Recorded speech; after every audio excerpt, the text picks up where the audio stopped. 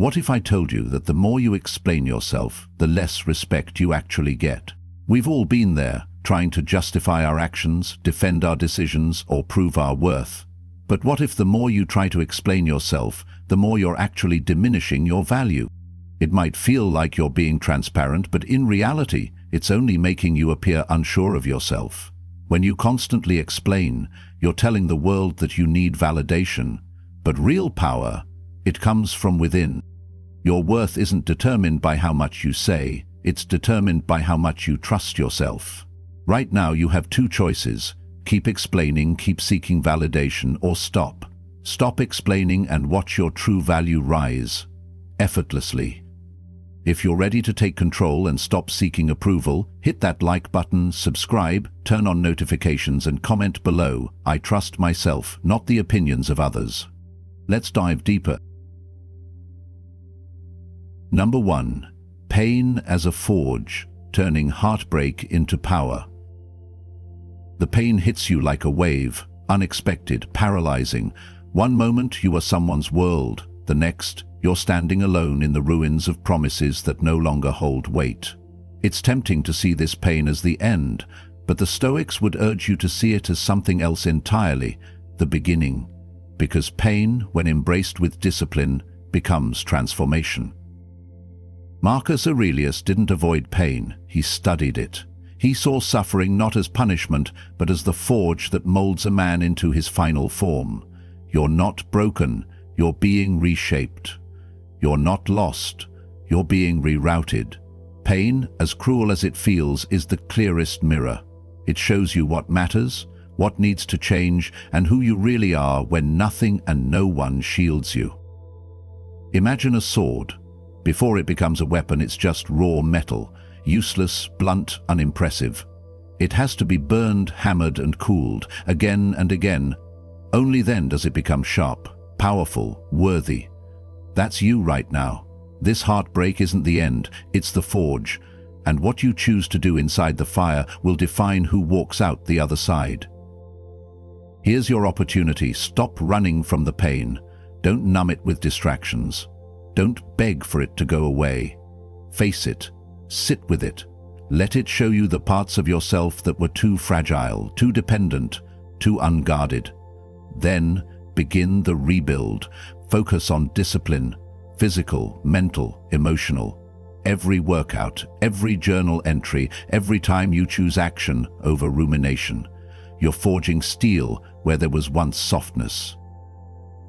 What can you do? Each time the pain surfaces, redirect it. Lift weights, write a goal, learn a new skill. Don't feed the ache, starve it by growing. Turn your pain into energy. Make it work for you, not against you. Because the day will come when the same pain you once feared will be the foundation of your strength. Psychologically, this shift is liberating. You stop seeing yourself as a victim of heartbreak and start becoming the product of it. That transformation will not only be felt by you, it will be seen by others, especially the one who left. If you're ready to stop breaking and start building, comment below. My pain forges me, not finishes me. Number 2. Quiet dominance. Why silence shifts the power. When someone leaves you, especially without closure, your instinct is to speak, to explain, to plead, to ask why. You want to be understood. But every word you send after they've chosen to walk away only dilutes your value. The more noise you make, the more they feel in control. And that's why silence is your greatest weapon. Not because you don't care, but because you refuse to lose your power through reaction. To the Stoics, silence was never weakness, it was strength held back. Epictetus believed that reacting to what's outside of our control is the fastest path to emotional slavery. When you go silent, you reclaim authority. You force the person who hurt you to sit with their decisions, without your comfort, your voice, or your validation to soften the impact. Think of it like this. A stage goes dark mid-performance. The crowd is left in stunned confusion, expecting the show to go on, but it doesn't.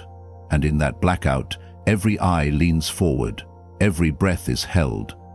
Silence, when unexpected, commands attention more powerfully than sound ever could. Here's your opportunity. Withdraw with dignity. No final texts, no subtle Instagram stories, no messages disguised as just checking in.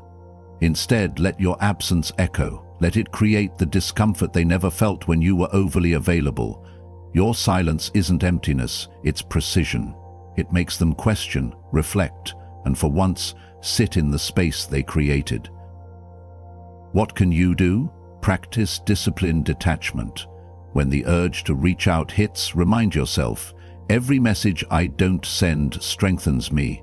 Let that urge be a trigger to level up, work on your craft, your body, your peace. The more you invest inward, the louder your silence becomes outward. Psychologically, silence flips the script. She expects you to fall apart, to reach for her, to chase closure. When you don't, it unsettles her. The emotional balance tips. She's now the one wondering, why the silence? Why the calm? Has he really moved on? And suddenly, you're no longer the one in pursuit. You've become the mystery. If you're ready to trade reaction for restraint, comment below. My silence isn't weakness, it's control. Number 3. Emotion as ammunition. Use it, don't bleed it. You feel everything. Anger, longing, betrayal, confusion. It surges through your chest like a flood you can't control. The urge to express it all is overwhelming. You want her to know how much it hurt, how unfair it feels. But here's the truth. When you bleed emotion without control, you don't gain sympathy, you lose power. The Stoics knew this better than anyone. Emotion isn't the enemy. Uncontrolled emotion is. Marcus Aurelius didn't suppress how he felt, he refined it. He understood that the man who shows everything has already lost the frame. In contrast, the one who masters his emotions can wield them like a sword, not a wound. That's your edge. Feel it, but do not show it carelessly, because when you remain composed in chaos, you become unforgettable. Think of emotion like fire. Let it spill everywhere and it burns down your house. Channel it properly and it heats your forge. That's what Stoicism teaches. Feel fully. Express strategically. You don't ignore your emotions, you weaponize them.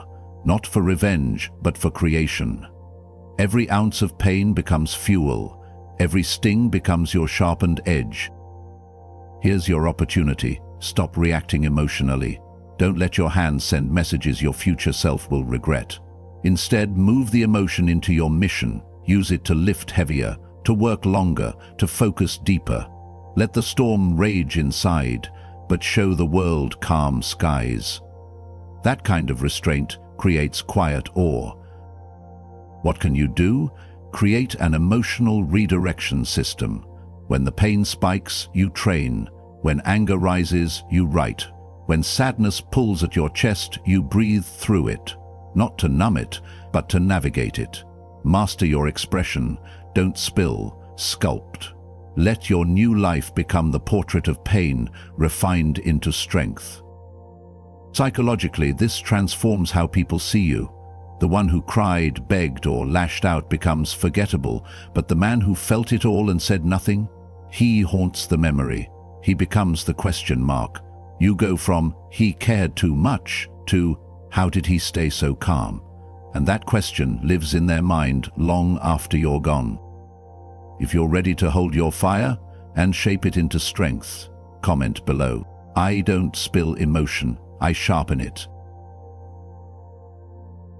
Number 4. Attention is not free. Stop giving it away. You think showing her you still care, through likes, comments, quick replies, or subtle check-ins, will remind her of what you had, but what it really does is strip away your value, piece by piece. Attention in today's world is currency, and every time you give it freely to someone who no longer earns it, you devalue yourself in her eyes, and in your own. The Stoics understood this perfectly. Epictetus said, "We are not disturbed by what happens, but by our opinions about what happens. Your attention is the opinion you broadcast to the world about what matters. When you direct it to someone who walked away, you're saying they still matter more than you. That's not love, it's self-abandonment. Imagine your attention as gold. Would you throw gold at someone who doesn't want it? Someone who walked away without looking back? Or would you invest it in something that grows? Your body, your mind, your vision. The more you give attention to yourself, the richer you become. The more you give it to her, the poorer you get, emotionally, mentally, and energetically. Here's your opportunity. Stop giving attention by default. Go dark, not out of spite, but out of self-respect. Don't check her page. Don't reply within seconds. Don't fall into the trap of showing you still care with subtle crumbs. Let your attention become sacred again.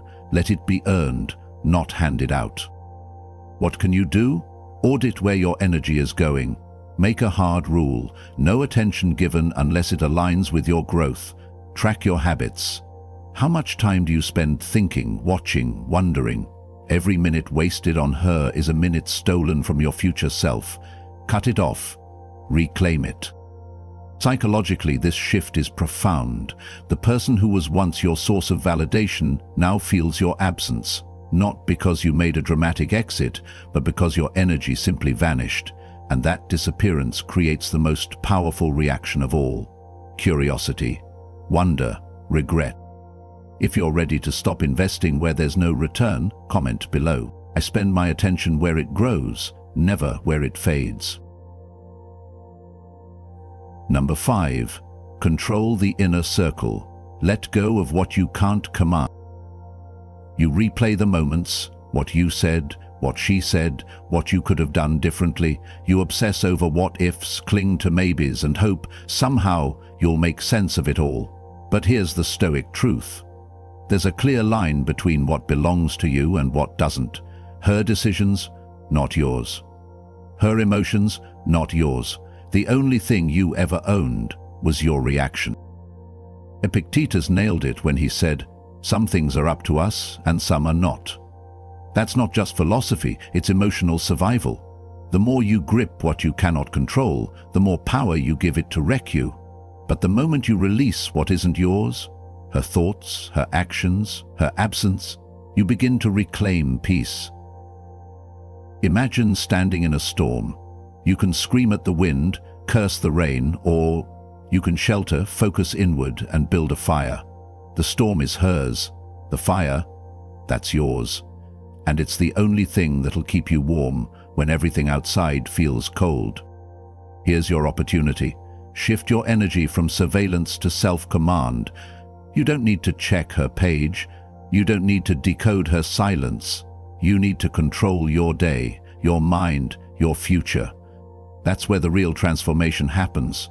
The less you chase control where it doesn't exist, the more powerful you become in the space where it does. What can you do? Make a list. 2 columns. One for what's in your control, your routines, your thoughts, your goals, and one for what isn't, her feelings, her texts, her decisions. Every time you start to spiral, come back to this list. Choose power. Choose self-direction.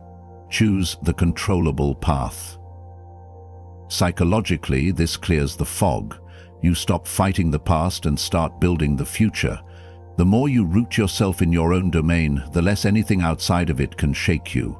She becomes a page in a book you're no longer reading, not because it didn't matter, but because you've turned the page. If you're ready to stop managing what isn't yours, comment below. I control what's mine. Everything else I release. Number 6. Let her confusion be your closure.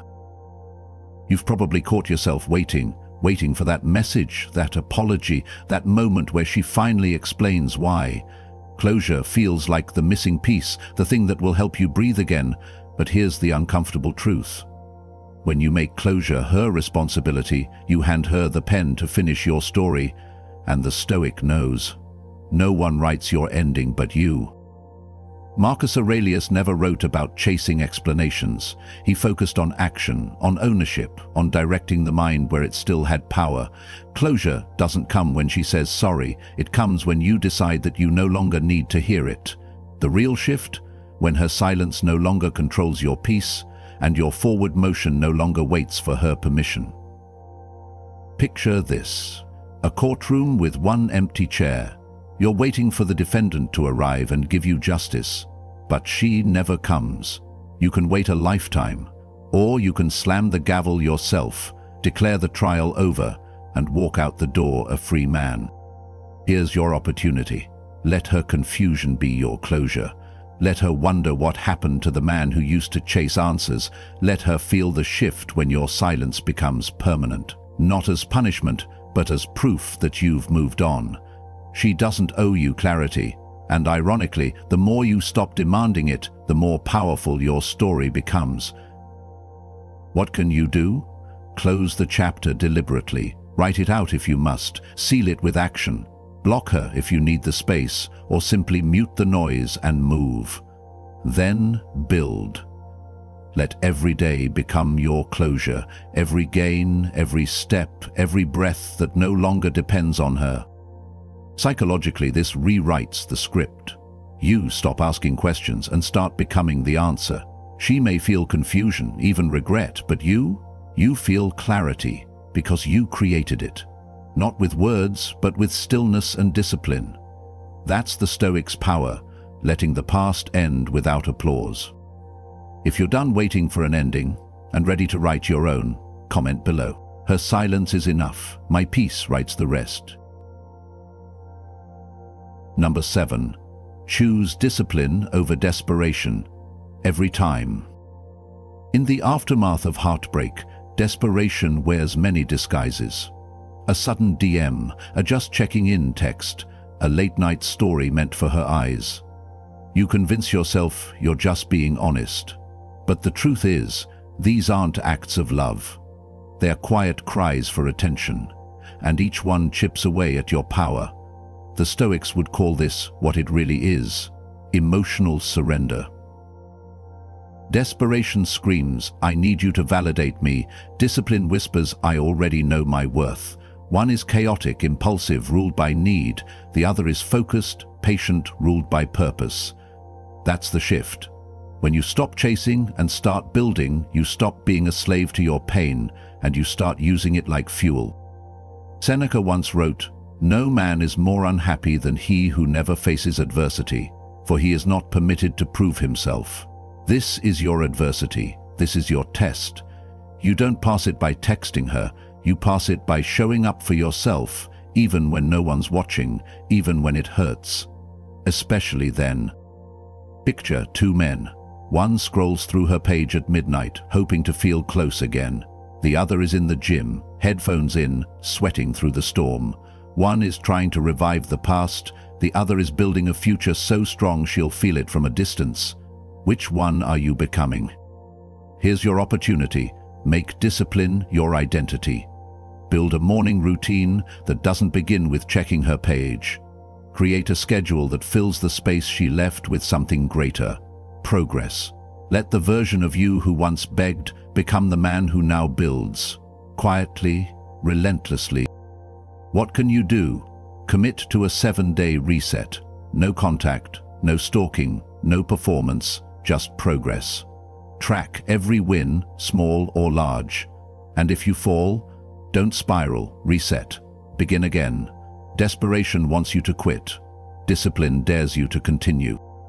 Psychologically, this shift is seismic. She no longer sees a man spinning in grief. She sees someone rising in silence. And whether or not she ever returns, you'll be too far ahead to care. Not out of pride, but because your new life leaves no room for old patterns. If you're ready to replace emotion with action, comment below. I no longer chase, I choose discipline. Number 8. Vanish loudly. Make your absence impossible to ignore. You used to be everywhere. The messages, the late-night replies, the emotional safety net she took for granted. Your presence was a constant, steady, reliable, always available. But that consistency eventually lost its impact, because when you give too much of yourself too often, you become invisible. And that's why your next move isn't louder words, it's total absence. The Stoics never sought attention, they became unforgettable through restraint. Epictetus didn't say, "Announce your power." He said, "Be so grounded in yourself that others feel the difference without you saying a word." That's what absence does. It's not just distance, it's disruption. It forces others to feel your worth by subtracting your energy from their world. Imagine a room that always smells like cologne. Eventually you stop noticing it, but the moment it disappears, its absence hits you harder than its presence ever did. That's your attention, your energy. When you're gone, truly gone, it creates space. Space that she will fill with questions, doubts, and maybe even regret. Not because you tried to make her feel it, but because she can't unfeel the silence you left behind. Here's your opportunity. Disappear completely, and don't look back. No more likes, no passive-aggressive quotes, no just-in-case messages. You vanish. Not because you're bitter, but because you've elevated. Your energy now belongs to you, and those who didn't value it, they no longer have access. What can you do? Cleanse your digital and emotional space. Mute her. Unfollow her if you must. Reclaim the time you once gave away and use it to fuel your growth. Make your life so rich in movement that her absence becomes irrelevant, and your own becomes deafening. Psychologically, absence isn't just about healing, it's about flipping the dynamic. You're no longer the one seeking attention, you become the one being wondered about. You didn't slam a door, you didn't cause drama, you simply walked away and took your value with you. If you're ready to become unforgettable through your absence, comment below. My presence was a gift, my absence is the lesson. Number 9. Build instead of beg, shift from need to power. She walked away, and for a moment your instinct was to beg, maybe not with words, but with gestures. The extra messages, the late-night posts designed to catch her attention, the coincidental run-ins. But let's be honest, all of it came from the same place: need. And need is weakness, not attraction. Stoicism offers you a different path, not louder. The Stoics never chased outcomes. Marcus Aurelius never wrote about convincing someone to come back. He wrote about self-command, about leading from purpose. When you beg, you're not asking for love. You're handing over your power and hoping someone else makes you whole again. But when you build, you become whole by design. Imagine two men. One stands outside her door, hoping to be let back in. The other is laying bricks, building a new foundation, creating something permanent. Which one will she notice a year from now? Which one will command respect? Even if she never says it out loud, it's not the one who waited, it's the one who worked. Here's your opportunity. Let go of the fantasy that pleading will change anything. She doesn't need to see tears. She needs to miss the man she no longer recognizes. And that man isn't born from apology. He's forged in quiet work, in the daily grind, in the version of you that refuses to stay broken. What can you do? Choose a lane: fitness, business, art, anything that gives you momentum. Make it your mission. Set a measurable goal. Track progress daily. Let each action be a silent statement.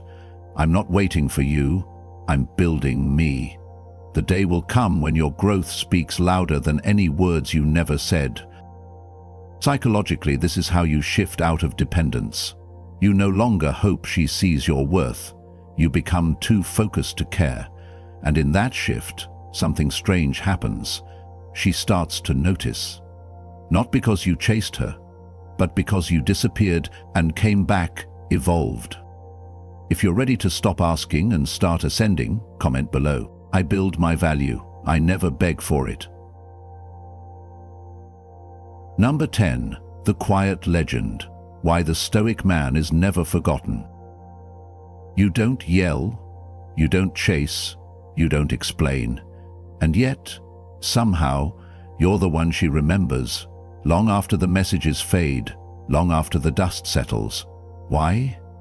Because you move differently. While others reacted, you composed yourself. While others collapsed, you evolved. You didn't need to be loud. You became unforgettable in your silence. This is the final truth the Stoics understood better than anyone. Legacy isn't built in the noise. It's built in the quiet choices you make when no one is watching. Seneca said, "A gem cannot be polished without friction, nor a man perfected without trials." You were broken, but you didn't stay broken. And that's the version of you that will echo in her memory forever. Think of it like a shadow, always present, never intrusive. You didn't beg to be remembered, you simply became too rare to forget. While she expected chaos, you offered calm. While she assumed tears, you chose transformation. That contrast is what lingers, because the men who disappear and grow are the ones who haunt a heart more deeply than the ones who clung to it. Here's your opportunity. Stop trying to be remembered through reaction. Be remembered through reinvention. Let your silence hold more power than any final message. Let your transformation become your echo. You don't need to show her anything. The life you build will do it for you. What can you do? Double down on your discipline.